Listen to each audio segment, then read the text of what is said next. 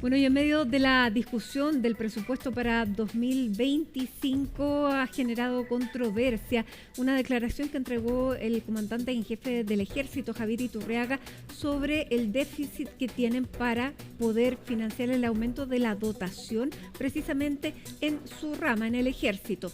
Vamos a conversar a esta hora con el senador y presidente de la Comisión de Defensa del Senado, el senador Pedro Araya. ¿Cómo está, senador? Muy buenas tardes.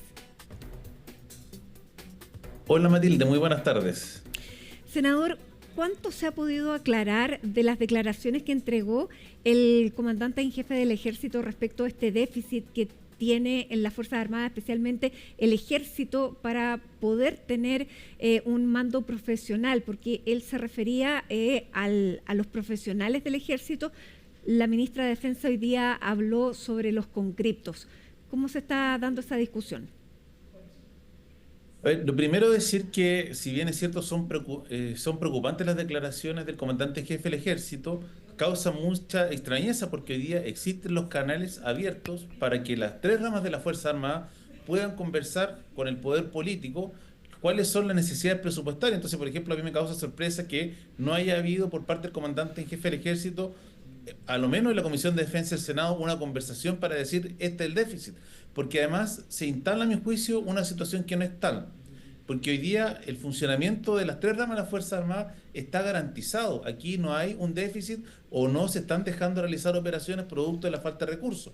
Hoy día el presupuesto de la Nación, porque las Fuerzas Armadas tienen dos grandes vías de financiamiento, que es el presupuesto ordinario, que es el que se discute año a año, y ese presupuesto incluso aumenta levemente. No se toca la planta del Ejército en cuanto a soldados, a suboficiales, oficiales.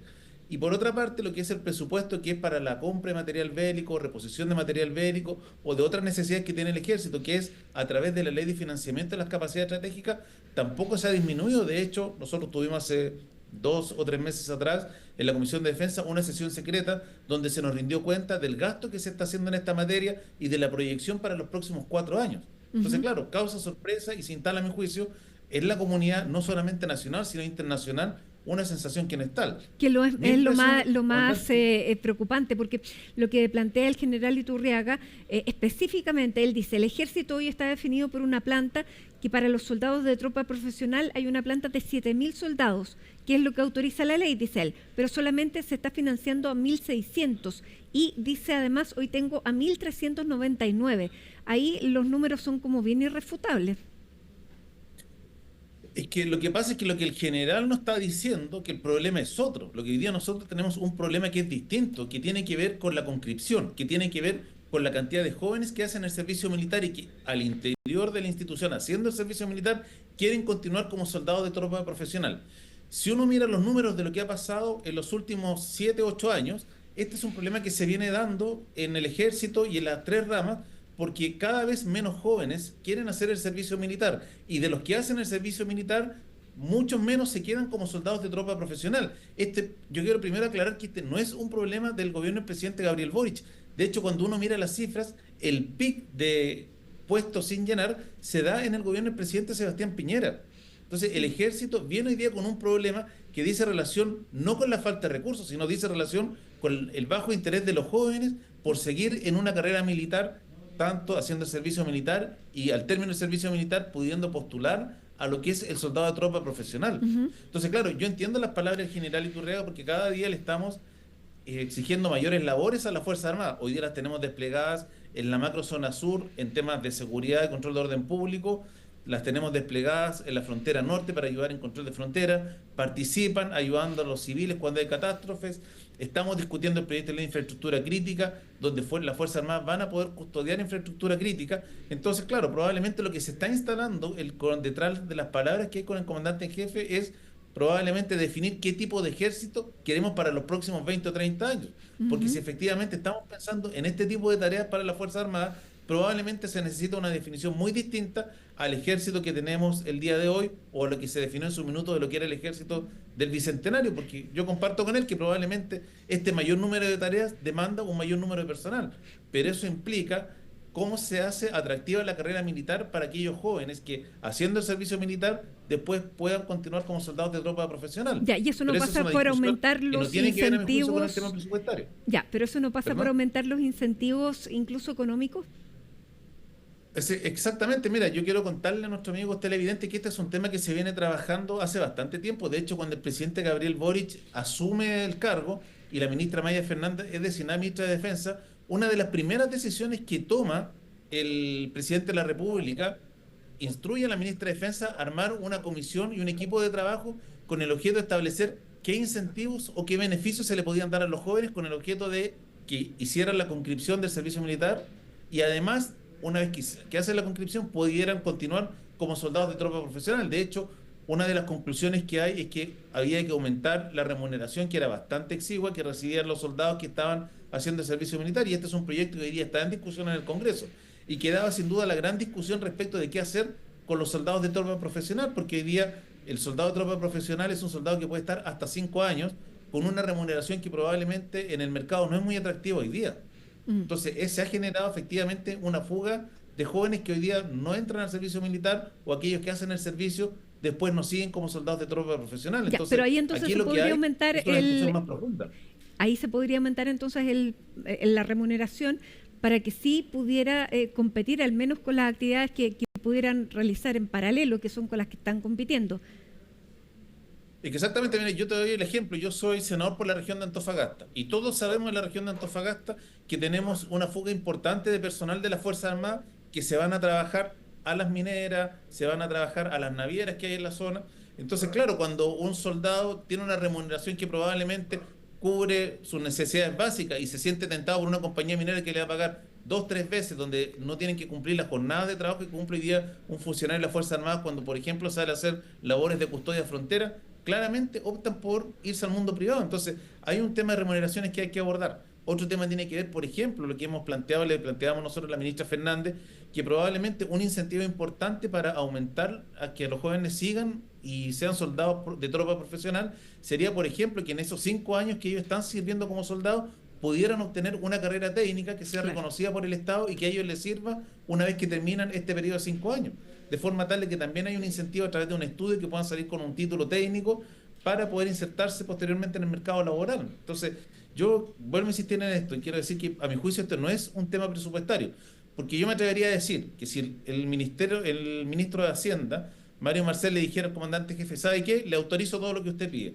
Yo creo que el ejército no está en condición hoy día de llenar esas vacantes, porque tenemos una serie de problemas. O sea, yo me pregunto, por ejemplo, cuál va a ser el efecto que va a tener en la conscripción del próximo año lo que ocurrió en Putre durante este año donde fallece un conscripto. O sea, eso también va a desincentivar la conscripción y como consecuencia de lo anterior se desincentiva que aumente en la tropa profesional. Claro. Entonces aquí hay un conjunto de factores que no es solo el tema económico como se ha querido plantear por parte del comandante en jefe del ejército, sino, te vuelvo a insistir, yo creo que este es un problema mucho más estructural y que a mi juicio tiene que ver con una redefinición del perfil de ejército que queremos para los próximos 20 o 30 años, porque probablemente ya no queremos un ejército que esté solamente disponible para atender catástrofes y para defendernos en caso de una guerra, sino que probablemente queremos hoy día un ejército que va a tener que cumplir muchas tareas al interior del territorio nacional que dicen relación con control de orden público, con seguridad de frontera, con custodia de infraestructura crítica, y eso demanda probablemente una planta distinta y un perfil distinto de quién es soldado. La ministra de Defensa citó el día de ayer a las 4 de la tarde al general Iturriaga para conversar de este tema. No ha habido una declaración luego oficial de este encuentro, pero claramente no le pareció bien a la ministra de Defensa estas palabras que emitió, usted mismo lo decía. ¿Usted cree que fue imprudente el comandante en jefe del ejército desde el punto de vista estratégico? Yo creo que sí, yo creo que fue bastante imprudente porque obviamente el número de contingentes es un dato sensible. Cuando además él dice, mire, solo tengo el 23% para funcionar, instala primero a nivel nacional una polémica respecto de la cual pareciera ser que aquí el gobierno es el que no quiere nada con las Fuerzas Armadas, cosa que no es así. Es el actual, yo puedo dar fe como presidente de la Comisión de Defensa que el gobierno del presidente Boric ha mantenido el financiamiento para las Fuerzas Armadas y de hecho se ha ido aumentando. Nosotros, como te comentaba hace 2 meses atrás, tuvimos la rendición de cuentas, conocimos cuáles son los proyectos estratégicos que se van a financiar y no ha habido un recorte, o sea, lo que hay se mantiene una línea de financiamiento estable en el tiempo. Y además también esto tuvo repercusión internacional porque basta abrir los distintos portales que comentan temas de defensa a nivel mundial, especialmente en Latinoamérica, y las palabras del comandante en jefe han sido fuertemente replicadas, han sido replicadas en medios de nuestros países vecinos, lo que claramente genera una falsa imagen de lo que es el ejército. Y en esto yo vuelvo a insistir, siempre han estado las puertas abiertas y existen los canales para tener esta discusión con las Fuerzas Armadas. Nosotros la hemos tenido en el tiempo, conversamos permanentemente con el comandante en jefe de la Armada, de la Fuerza Aérea, con el objeto de ver cuáles son las necesidades que hay, con el objeto de poder mantener el material bélico que se necesita, que además es un material multipropósito que hoy día se utiliza sobre todo en el caso de catástrofe. Conversamos, por ejemplo, cuáles son las necesidades de personal. Acabamos, por ejemplo, de aprobar hace un par de semanas atrás en el Congreso Nacional una ley que va a mejorar, en el caso de la Armada, poder contar con una mayor cantidad de marinos que sean policía marítima, con el objeto de cubrir el déficit que tenemos hoy día de policía marítima. Entonces Ahora, son temas que se están abordando, entonces por eso causa extrañeza que el comandante en jefe del ejército no haya utilizado estos canales, que son canales abiertos, que son canales donde además todos estos temas se han tratado con la absoluta discreción, buscando de qué manera se fortalece el rol de las Fuerzas Armadas en el quehacer nacional. y como presidente de la Comisión de Defensa de la Cámara, y dando cuenta además de lo que usted dice, que esto es una imprudencia, porque en efecto nos deja expuestos internacionalmente como unas Fuerzas Armadas carentes, ¿es el general Iturriaga la persona indicada para continuar? Yo, en lo personal, creo que esta es una decisión que le compete al presidente de la República. Creo que el gobierno, a través de la ministra de Defensa, tiene que hacer ver cuál es la posición del Ejecutivo en esta materia. Nosotros, como Comisión de Defensa, queremos citar al comandante en jefe que venga a explicar bien qué es lo que está ocurriendo, porque en el fondo, yo vuelvo a reiterar esto, nosotros en lo que hemos revisado financiamiento de las Fuerzas Armadas, no hay un déficit o no está el déficit que él señala. O sea, de hecho, se ha venido aumentando la cantidad de cupos respecto a lo que ocurría en el año 2018. Entonces, eso probablemente tuvo alguna intención de querer instalar públicamente este debate de qué tipo de ejército queremos para los próximos 20 o 30 años y cuáles son efectivamente las tareas que van a tener que realizar los militares, y probablemente por una mala asesoría comunicacional terminó en este enredo, pero yo no juzgaría la permanencia del comandante en jefe por una declaración que, si bien es cierto, ha causado harto ruido. Con una buena explicación por parte del propio comandante en jefe del gobierno, debiera aclararse esta situación. Y en pos de eso, senador, para ir terminando, ¿usted lo va a citar dentro de los próximos días para que esta polémica quede zanjada lo antes posible? Sí, lo vamos a citar a la Comisión de Defensa porque queremos que este tema se explique, porque yo vuelvo a reiterar, nosotros en todas las exposiciones que hemos tenido no hemos escuchado que existe este déficit. Y de hecho, la gran discusión que había con el Ejército y con el Ministerio de Defensa era ver de qué manera lográbamos que efectivamente se llenaran los cupos que hoy día el Ejército tiene asignados. Porque efectivamente hay un problema, si esto basta mirar los números del 2018 hasta el 2024, cómo no se logra llenar el 100% de los cupos que autoriza la ley de presupuesto año a año. Y por eso estaban estas medidas, este proyecto que hoy día se está votando en la Cámara, que aumenta la remuneración de los soldados conscriptos. Estaba esta discusión que te planteaba de qué manera, por ejemplo, el soldado de tropa profesional obtiene un título técnico mientras está cumpliendo esta tarea. Y habían otras propuestas, como por ejemplo, darle un mayor beneficio para que puedan postular a las viviendas que entrega el Servio, o una atención preferente en centros de salud para los familiares. Entonces, era una discusión que estaba, porque el problema, vuelvo a insistir, no tiene que ver con un tema presupuestario, tiene que ver con que hoy día ha decaído el interés de los jóvenes por continuar con la carrera militar. Bien, senador Pedro Araya, le queremos agradecer este contacto con CNN Chile. Seguimos, por supuesto, pendientes de cómo continúe este diálogo y cómo se pone fin a esta polémica. Muchísimas gracias. Muchas gracias a ti, Matilde. Buenas tardes.